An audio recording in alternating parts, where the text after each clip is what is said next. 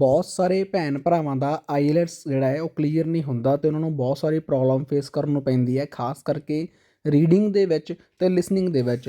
Writing ਅਤੇ speaking ਤਾਂ ਉਹ ਔਖੇ ਸੌਖੇ ਕਰ ਹੀ ਲੈਂਦੇ ਆ, ਪਰ ਜੇਕਰ ਆਪਾਂ ਗੱਲ ਕਰਦੇ ਹਾਂ ਰੀਡਿੰਗ ਦੀ ਅਤੇ ਲਿਸਨਿੰਗ ਦੀ, ਤੁਸੀਂ ਸਕਰੀਨ ਦੇ ਉੱਪਰ ਰਿਜ਼ਲਟ ਦੇਖ ਸਕਦੇ ਹੋ ਸਟੂਡੈਂਟ ਦਾ। ਲੈਫਟ ਐਂਡ ਰਾਈਟ ਤੁਸੀਂ ਸਾਡਾ ਇੰਸਟਾਗ੍ਰਾਮ ਪੇਜ ਵੀ ਦੇਖ ਸਕਦੇ ਹੋ, ਜਿਸ ਦੇ ਉੱਤੇ ਅਸੀਂ ਕੈਨੇਡਾ ਦੀ ਹਰ ਇੱਕ ਅਪਡੇਟ ਅਪਲੋਡ ਕਰਦੇ ਹਾਂ ਅਤੇ ਪਲੱਸ ਸਟੂਡੈਂਟ ਦਾ ਰਿਜ਼ਲਟ ਵੀ ਸ਼ੇਅਰ ਕਰਦੇ ਹਾਂ। ਜਿੰਨੇ ਵੀ ਸਟੂਡੈਂਟ ਸਾਡੇ ਕੋਲੋਂ ਪ੍ਰੈਡਿਕਸ਼ਨ ਅਤੇ ਉਸ ਦੀ PDF ਲੈਂਦੇ ਆ, ਜੇਕਰ ਕਿਸੇ ਵੀ ਸਟੂਡੈਂਟ ਨੂੰ ਲਿਸਨਿੰਗ, ਰੀਡਿੰਗ, ਰਾਈਟਿੰਗ ਅਤੇ ਸਪੀਕਿੰਗ ਦੇ ਵਿੱਚ ਪ੍ਰੋਬਲਮ ਆਉਂਦੀ ਹੈ, ਤੁਹਾਨੂੰ ਪ੍ਰੈਡਿਕਸ਼ਨ ਅਤੇ ਉਸ ਦੀ PDF ਚਾਹੀਦੀ ਹੈ, ਘਰੇ ਬੈਠ ਕੇ ਤੁਸੀਂ ਤਿਆਰੀ ਕਰ ਸਕਦੇ ਹੋ ਵਿਦਨ 15 to 20 ਡੇਜ਼। ਜੇਕਰ ਤੁਸੀਂ ਦਿਲੋਂ ਮਿਹਨਤ ਕਰੋ ਤਾਂ ਤੁਸੀਂ ਆਪਣਾ ਐਗਜ਼ਾਮ ਕਰੈਕ ਕਰਕੇ ਸੇਮ ਉਵੇਂ ਦਾ ਰਿਜ਼ਲਟ ਲੈ ਸਕਦੇ ਹੋ ਜਿਵੇਂ ਨਾ ਤੁਹਾਡਾ ਇੱਕ ਡਰੀਮ ਹੈ, ਜਿਵੇਂ 7.5, 8, 9 ਬੈਂਡ। ਪ੍ਰੂਫਾਂ ਦੀ ਗੱਲ ਕਰੀਏ, ਪ੍ਰੈਡਿਕਸ਼ਨ PDF ਦੇ ਵਿੱਚੋਂ last time 100% same reading, 100% same writing ਅਤੇ ਸਪੀਕਿੰਗ ਆਪਾਂ ਨੂੰ ਦੇਖਣ ਨੂੰ ਮਿਲੀ ਹੈ। ਉਸ ਦੇ ਪ੍ਰੂਫ ਤੁਹਾਡੀ ਸਕਰੀਨ ਦੇ ਉੱਪਰ, ਰਿਜ਼ਲਟ ਤੁਹਾਡੀ ਸਕਰੀਨ ਦੇ ਉੱਪਰ ਆ। ਜਿੰਨੇ ਵੀ ਸਟੂਡੈਂਟ ਸਾਡੇ ਕੋਲੋਂ ਪ੍ਰੈਡਿਕਸ਼ਨ ਲੈਂਦੇ ਆ, ਆਪਣੀ ਚੈਟ ਸ਼ੇਅਰ ਕਰਦੇ ਆ ਸਾਡੇ ਨਾਲ, ਅਤੇ ਉਸ ਤੋਂ ਬਾਅਦ ਉਹਨਾਂ ਦੇ ਬਹੁਤ ਵਧੀਆ ਆਪਾਂ ਨੂੰ ਬੈਂਡ ਸਕੋਰ ਦੇਖਣ ਨੂੰ ਮਿਲਦੇ। ਜੇਕਰ ਤੁਹਾਨੂੰ ਵੀ ਚਾਹੀਦੇ ਆ ਤੁਸੀਂ WhatsApp ਕਰ ਸਕਦੇ ਹੋ। Recordings, and you will have to answer questions based on what you hear. There will be time for you to read the instructions and questions, and you will have a chance to check your work. All the recordings will be played once only. The test is in 4 sections. At the end of the test, you will be given 10 minutes to transfer your answers to the answer sheet. Now turn to Section 1. Section 1. You will hear a conversation between a clerk at the help desk of a transport and travel agency and a woman who is asking for travel information. First, you have some time to look at questions 1 to 5.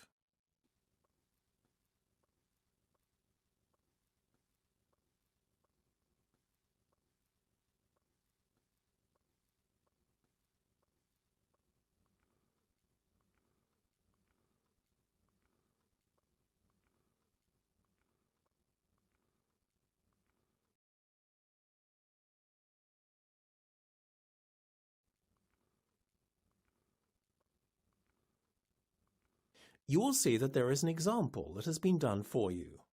On this occasion only, the conversation relating to this will be played first. Good morning. Good morning, madam. How can I help you? Well, I'd like to get to Camden Town from Highgate Village tomorrow before 10 a.m. Did you say Highgate Park or Highgate Village? I said Highgate Village from Camden Town. You sure? Yes, I should know where I'm going. Right. So Highgate Village from Camden Town. No, sorry. I should have said Camden Town from Highgate Village. Well, that's what I thought you said. And how are you planning to get there? By bus or train? The woman wants to go to Camden Town, so Camden Town has been written in the space. Now we shall begin. You should answer the questions as you listen, because you will not hear the recording a second time. Listen carefully and answer questions 1 to 5. Good morning. Good morning, madam. How can I help you? Well, I'd like to get to Camden Town from Highgate Village tomorrow before 10 a.m. Did you say Highgate Park or Highgate Village? I said Highgate Village from Camden Town. You sure? Yes, I should know where I'm going. Right. So Highgate Village from Camden Town. No, sorry. I should have said Camden Town from Highgate Village. Well, that's what I thought you said. And how are you planning to get there? By bus or train? Oh, it doesn't bother me which way I travel, as long as I get there sooner rather than later. Well, if you take a fast train, you'll get there in under an hour. Now, there's a King's Cross Express train leaving the station at 8:30 from platform 9. How does that sound? Great. Which station does that leave from? King's Cross. It's the railway station nearest to you. Did you say King's Crossed? No, King's Cross. That's CROSS. Are you not from round here? No, it's my first time in England, I'm afraid. So, could you point out the best way to get to King's Cross Station? Yes, of course I could. Just give me a second to look it up. Right, well, it looks like you have two options. You could take the 999 bus from the Highgate Village Central Square to Gower Street Underground Station. At Gower Street, take a train to King's Cross. Alternatively, you could walk to Gower Street and get straight on the train going to King's Cross. Go to platform 6 on the Northern Line. How long would the walk take? About half an hour or so. Oh no, that's too long. I don't want to be walking around streets I don't know for half an hour. Actually, the walk there is not complicated. Just go down Holloway Road until you come across Gower Street. The road, not the station, on your right. The station is about 5 minutes walk up the road on your left. That does sound easy. It'll be better for me to get some exercise as well. What time do I catch the tube? There are trains every 5 minutes, so it doesn't really matter what time you get there from that point of view. However, it might be very busy at that time in the morning, so you may want to get there early just in case. Sometimes the trains are too full to take everyone waiting on the platform. If I were you, I'd get there for 7 o'clock. 7 o'clock. OK. Well, thank you very much. You've been most helpful. Before listening to the rest of the conversation, you have some time to look at questions 6 to 10.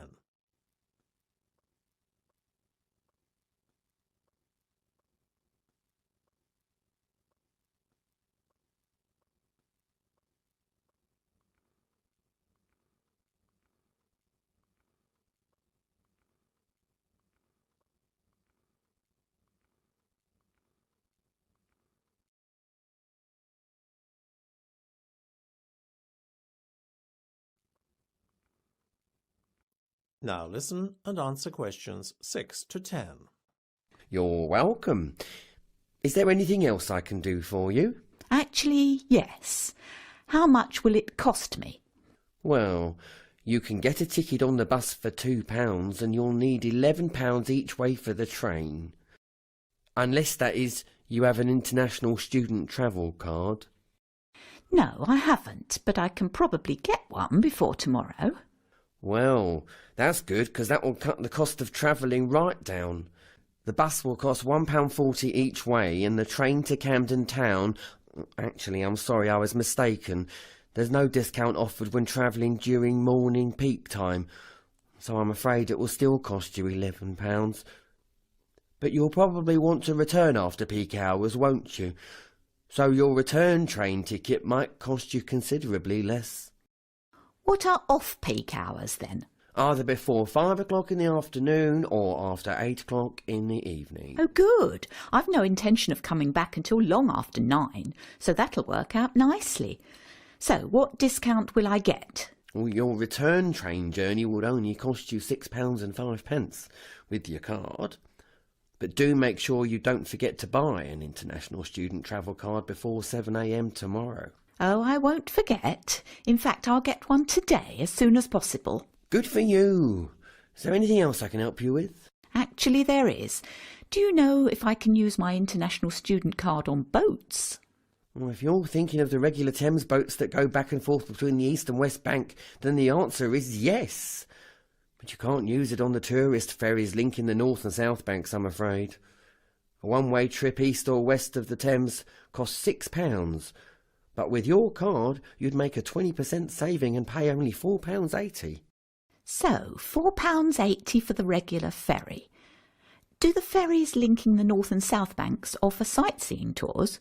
Yes, but like I said, there's no discount offered on those. And you can only book using cash or credit card. But I can't book them for you. We don't work with them. Oh, I see. You wouldn't happen to know the cost of a tour by any chance, would you? Well, in actual fact, I do, because I took my girlfriend on the trip 3 weeks ago. We bought the half-day tour, and that was £45 each. But I'm told that you can do the whole day for £75. Well, thank you again. You really have been most helpful. Don't mention it. Have a nice day now. That's the end of section 1. You have half a minute to check your answers.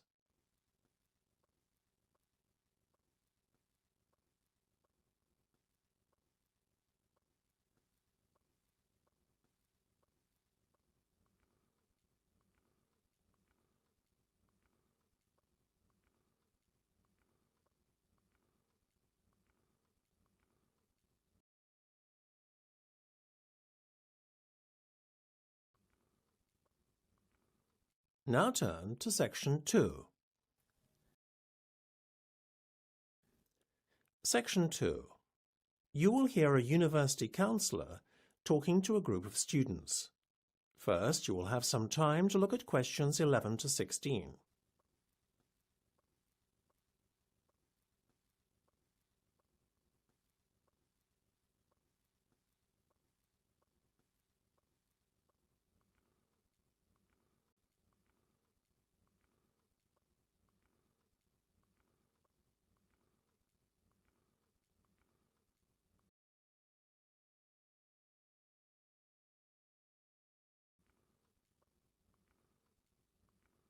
Now listen carefully and answer questions 11 to 16. Hello everyone, I'm the Counselling Administrator here at King's College and I've been asked to come and talk to you about our counselling team and the services that we offer.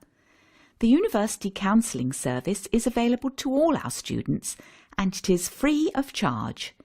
It is our belief that if you can function well psychologically, then you will find it easier to fulfil your potential both personally and academically. Our services include email counselling. We believe it is helpful to be able to write down your issues and see your own words so you can reflect on them and do so in your own time. Face-to-face individual counselling. We believe it is beneficial to talk about your issues in person at a pre-scheduled appointment time for 50 minutes. Group therapy. Particularly valuable if you want to consider how you function in relation to others and if you are keen to invest in long-term personal development. Self-help resources. Helpful if you are interested in finding out more about your issues and seeking strategies to help yourself. Accessible 24/7 and with links to a range of resources. Specific issue workshops. Suitable if you want to learn about specific issues in a supportive learning environment with a small group of others who are interested in developing strategies to help manage similar concerns. I must stress at this point that you can only register for one of these options at any one time. Before you hear the rest of the discussion, you have some time to look at questions 17 to 20.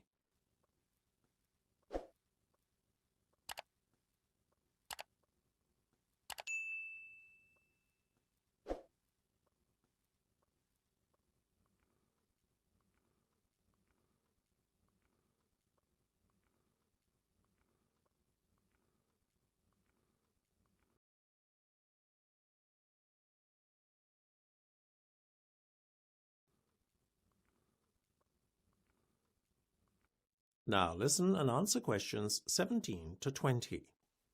We have 3 professional counsellors here at King's College: Deirdre Blythe, Bobby Foyle and Samantha Stewart. Deirdre Blythe specialises in seeing new students and offers an introductory session during which she explains the counselling process and what you can expect to achieve through counselling. This can be particularly helpful for those who are concerned about the counselling process. During that first session, she also establishes what it is that's led you to seek counselling. Deirdre is also the only counsellor available outside office hours. She's usually available early Monday morning before classes begin and late Tuesday evening after class. Bobby is available all day long during term time. If you feel the need to drop in and talk to someone, then see Bobby about it. Bobby will either see you himself or place you with the next available counsellor. If you want to be sure to see the same counsellor on each visit, then we strongly recommend that you make an appointment ahead of time. Anyone who is trying to deal with examination stress or any type of anxiety should see Samantha Stewart. Sam has an extensive background in stress management and relaxation techniques, and her repertoire includes a full range of techniques to help you cope, such as body awareness, time management, and positive reinforcement. Well, That's it. Thanks for your time. If you have any questions or want more information about our services, do come and see us at the counselling service. That's the end of section 2. You have half a minute to check your answers.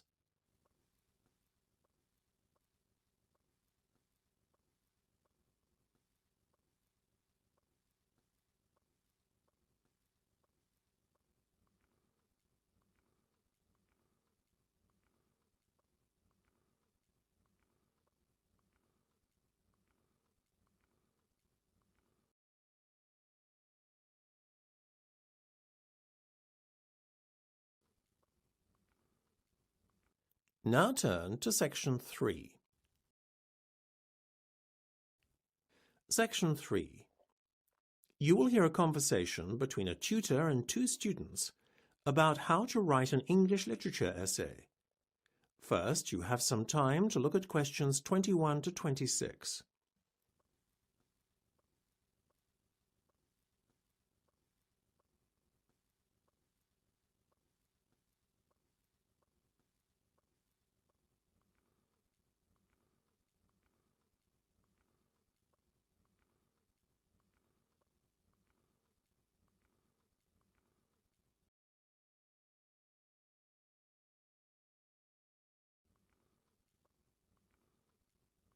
Now listen carefully and answer questions 21 to 26.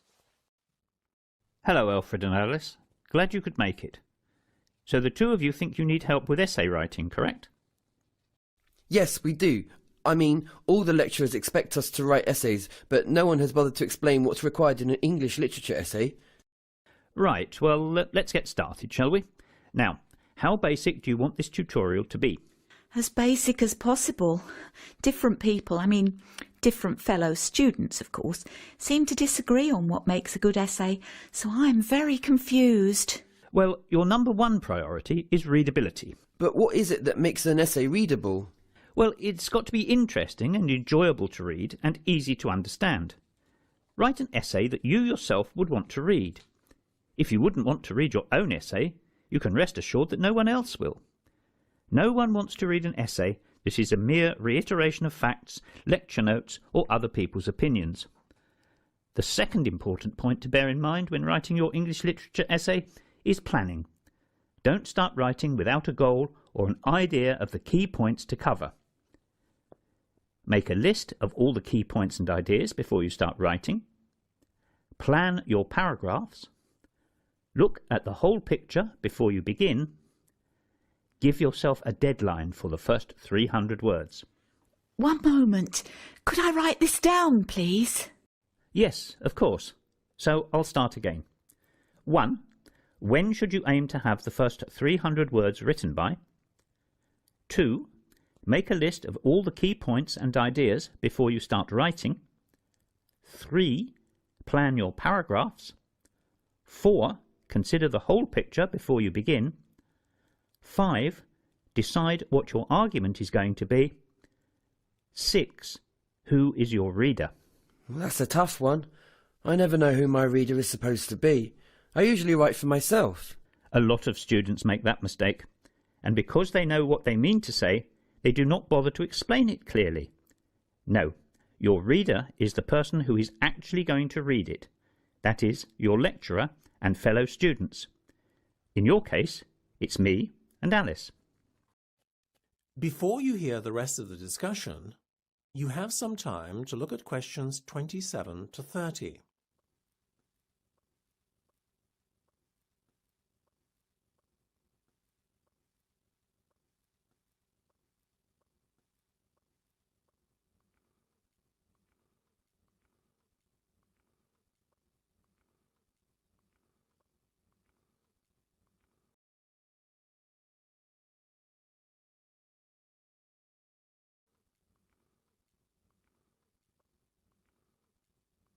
Now listen and answer questions 27 to 30. The next thing to talk about is paragraph size. Rather basic to writing a good essay, I would say. If you have reread a paragraph and got lost on the way, then it is probably time to consider dividing it into 2 paragraphs. Paragraphs are there to help you and your reader make sense of the text. They divide up your thoughts neatly and section each part of your argument into readable chunks. Remember, you should never have a paragraph that is longer than an A4 page. I'm usually okay with most of the things you mentioned, but the problem with my essays is that they usually lack flow. Same here. Well, what you need to do is make sure that the transition between your paragraphs and sentences makes sense. Each thought should seem to follow on effortlessly from each previous thought. And it is at this point that we might want to use connective words and phrases such as in addition, in spite of this, however, on the other hand, and so on. Well, yes, but you need to be very careful when using connectives. Don't just use them for the sake of using them, as many students often do. Use them only when it makes sense to use them. Otherwise, you're better off not using them at all. Last but not least, your argument should be perfectly clear. Instead of offering a one-sided rant, however, make sure you include several possible sides of the discussion. A great English literature essay on the set text is a lively and thought-provoking conversation. That's the end of section 3. You have half a minute to check your answers.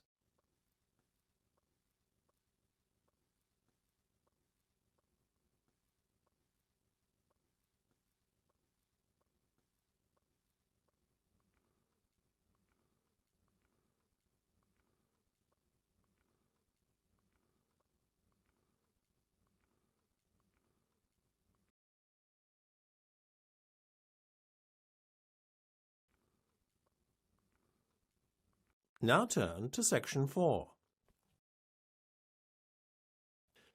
Section 4. You will hear a lecture on the topic of colour psychology. First, you have some time to look at questions 31 to 40.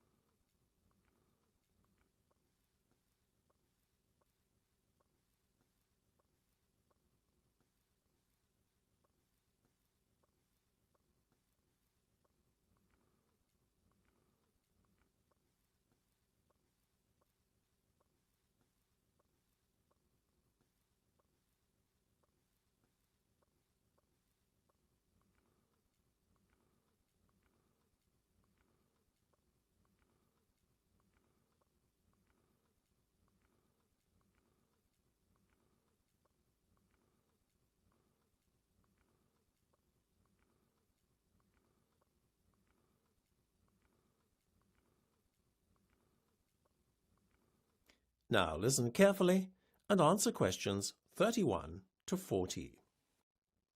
Today I'm going to talk about red. Red is a strong colour that stands out particularly well from background colours. It carries many powerful associations. It often infers danger and warning and is used internationally as the colour for stop signs and traffic lights. In addition, red is the colour our face turns when we are angry, when we see red, but also when we are feeling guilty, shy or embarrassed, in other words, when we blush. Red is also the colour most associated with love. For example, the red rose. Recently, however, a new branch of science called colour psychology has found that wearing red clothing can have a considerable impact on our mood, perceptions and actions, as well as others' perceptions of us. Dressing in red can even change your physiology and balance of hormones and alter your performance in sporting contests. Given the powerful impact of the colour red on humans, it is perhaps a little surprising that many mammals, like dogs, are unable to differentiate between red and green.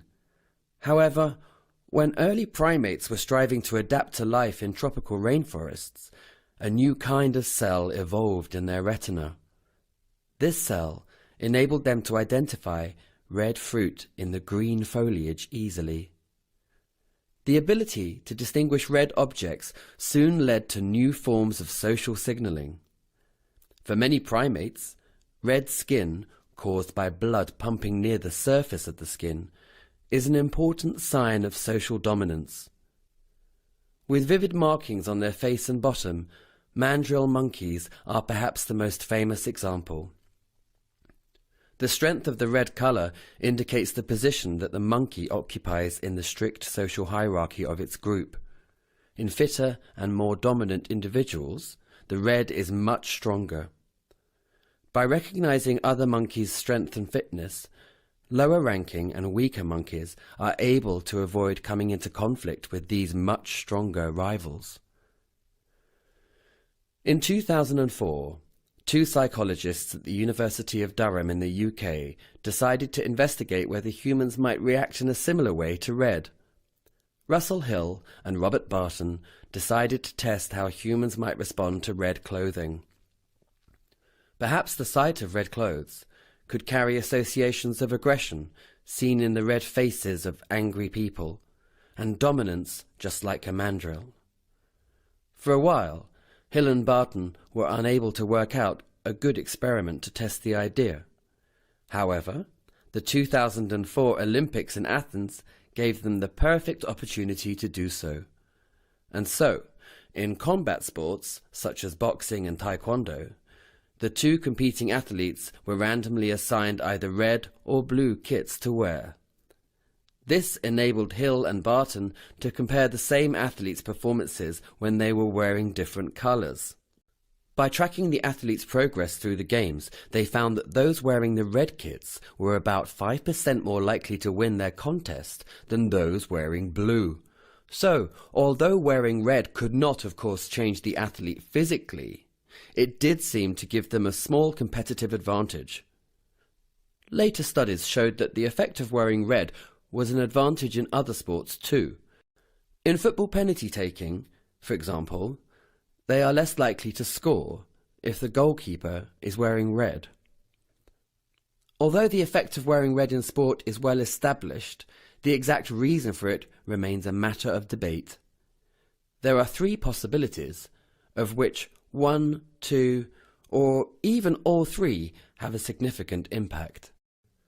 The first is that people who wear red feel themselves to be more dominant, which boosts their confidence, as well as triggering physiological changes, like an increased heart rate and higher testosterone levels, all of which could improve their performance. Another possibility is that the red colour might intimidate the competitor. So, in just the same way that the less dominant mandrill monkeys tend to avoid competing with the higher-ranking monkeys with crimson faces, the individual may feel socially inferior to a competitor wearing red. The third possibility is that it might have something to do with the referees who score combat sports. In one experiment, the colours of outfits and videos of taekwondo contests were changed, and then the videos were shown to experienced professional referees. Simply changing the colours of the contestants' clothing changed the way the referees scored them. Whoever was wearing red was favoured. Although these early results are fascinating, colour psychology is still a very young science, and many of its findings are still at a very early stage of development. The experimental results need to be confirmed by further studies. However, in the future, the hope is that colour psychology will help in the production of more productive working environments. That is the end of section 4. You now have half a minute to check your answers.